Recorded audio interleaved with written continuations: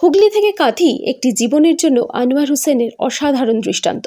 কাঁথি মহকুমা হাসপাতালে ভর্তি ৭০ বছর বয়সী গীতা নায়েক নামের এক অসুস্থ মহিলার জন্য রক্তের প্রয়োজন দেখা দেয়। হিমোগ্লোবিন মাত্রাতিরিক্ত কম হয়ে যাওয়ায় গতকাল চিকিৎসকরা ১ ইউনিট এ গ্রুপ রক্ত দেওয়ার নির্দেশ দেন।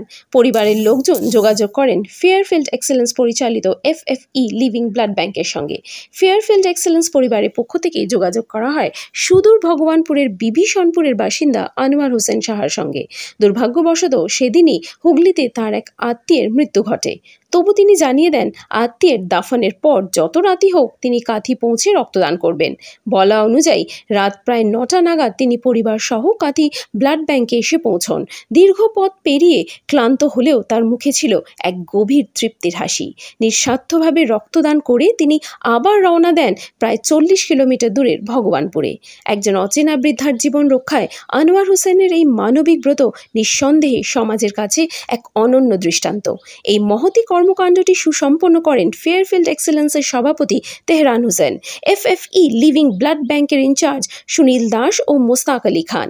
একজন রক্তদাতার আত্মত্যাগ এবং এক দল নিবেদিত প্রাণ সমাজকর্মীর সমন্বয়ে আরও একবার প্রমাণিত হলো মানবিকতা এখনও বেঁচে আছে। শালা মারা গেছিল, আমি ভোর থেকেই বেরিয়েছিলাম ৩টা নাগাদ। ওখান থেকে বাড়ির থেকে ৩টা নাগাদ বেরিয়ে আমি হুগলি গেছিলাম। হুগলির থেকে হয়ে এখানে এসে ব্লাড দিয়ে আমি এই মুহূর্তে বেরোচ্ছি। তো যে কাজটা আমি করতে গেছিলাম সেটা যতটা গুরুত্ব ছিল তার থেকে বেশি আমার মনে হয় এটা গুরুত্ব। কারণ একজন বৃদ্ধা মা, তার তো ব্লাডের সংকটের জন্যই আমি আজকে এসেছি, আর আমি দিতে পেরেও আমি খুব আনন্দিত বা নিজেকে গর্ববোধ মনে করছি।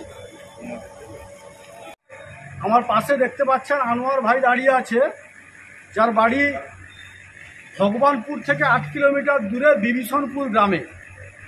এক মানবিকতার উজ্জ্বল নিদর্শন রাখলো আজকে আনোয়ার ভাই। গতকাল থেকে আমাদের কাছে, আমাদের প্রিয় ফেয়ারফিল্ড এক্সেলেন্স পরিচালিত FFE লিভিং ব্লাড ব্যাংকের কাছে গীতা নায়ক নামে ৭০ বছর বয়স্ক একজন মহিলার, ওনার ছেলে ওনার মেয়ে দাঁড়িয়ে আছে। ওনার A নেগেটিভ রক্তের প্রয়োজন হয়, কিন্তু ওনারা সারাদিন খোঁজাখুঁজি করার পরেও কোথাও সেই গ্রুপের রক্ত জোগাড় করতে পারেননি। আমরাও কিন্তু গতকাল রক্ত জোগাড় করতে ব্যর্থ হই। তো আমরা কাল থেকে আনোয়ার ভাইয়ের সাথে যোগাযোগ করি। আজকে সকালে যখন আনোয়ার ভাইকে ফোন করি, আনোয়ারের একজন রিলেটিভ হুগলিতে বাড়ি, হুগলি জেলায়, সে ভোর থেকে সেই রিলেটিভ মারা যাওয়ার জন্য তাকে ভোর থেকে হুগলি যেতে হয়েছিল এবং সেখানে কবরস্থ করে সে সেখান থেকে ফিরেছে। কিন্তু কবরস্থ করার পরে সে বাড়ি না গিয়ে সে সরাসরি উপস্থিত হয়েছে কাঁথি ব্লাড ব্যাংকে এবং এখানে উপস্থিত হয়ে সে গীতা দেবীর জন্য রক্ত দান করে মানবিকতার উজ্জ্বল দৃষ্টান্ত স্থাপন করল। আমরা কুর্নিশ জানাচ্ছি ভাইকে, আনোয়ারের দীর্ঘায়ু এবং সুস্থতা কামনা করছি এবং গীতা দেবী যাতে দ্রুত সুস্থ হয়ে ওঠে সেই প্রার্থনা করছি।